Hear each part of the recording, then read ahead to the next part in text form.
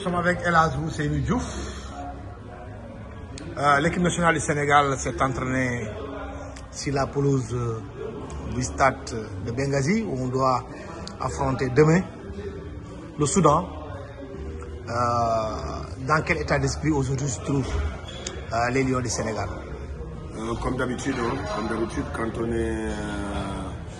on est favori du groupe, quand on s'appelle le Sénégal aujourd'hui, on se doit de bien se préparer, de se concentrer et d'aller chercher la première place à qui tous les supporters ou les amoureux du football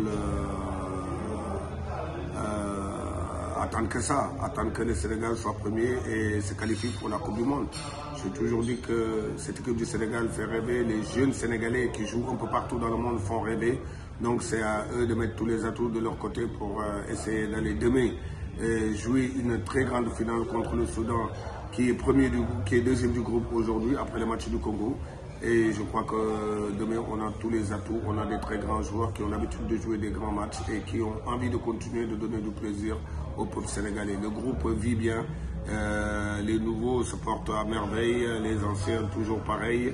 Et je crois que le staff technique est au complet.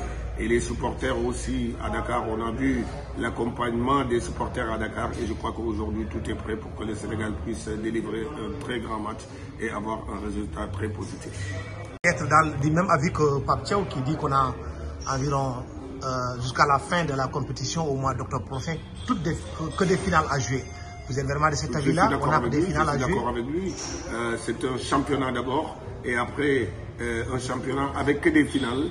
Parce que le Sénégal doit être premier. C'est que la pression, c'est d'être l'une des meilleures équipes du monde. Quand tu es l'une des meilleures équipes du monde, voire la meilleure équipe d'Afrique, c'est normal que vous avez la pression. Parce que quand vous jouez contre plus petits que vous ou moins forts que vous, ils ont toujours envie de vous faire tomber. On a bien vu la Coupe d'Afrique au Cameroun, en Côte d'Ivoire. Donc pour vous dire seulement que la pression, c'est sur nous d'abord, parce qu'on se doit de bien jouer, de très bien jouer, de faire plaisir à nos supporters, aux amoureux du football et de gagner les matchs. Mais je crois qu'une compétition ou un tournoi avec des finales, le plus important c'est de le jouer sereinement et surtout de vouloir prendre match par match.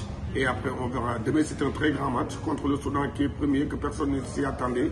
Maintenant, nous, la première place, tout le monde sait qu'elle est réservée au Sénégal et on va essayer demain d'aller chercher les 3 points. C'est notre souhait. On a vu aussi que, est-ce que la victoire, par exemple, de la RD Congo 1-0 sur le Soudan Sud n'augmente pas une pression supplémentaire sur les épaules de l'équipe nationale du Sénégal qui se trouve reléguée provisoirement à la 3e place? Je dirais non, parce que j'ai toujours l'habitude de dire que ce n'est pas une course rapide, c'est une course de fond. C'est une course de fond. Aujourd'hui, c'est à la fin du bal qu'on paye les musiciens, comme le disent les Ivoiriens.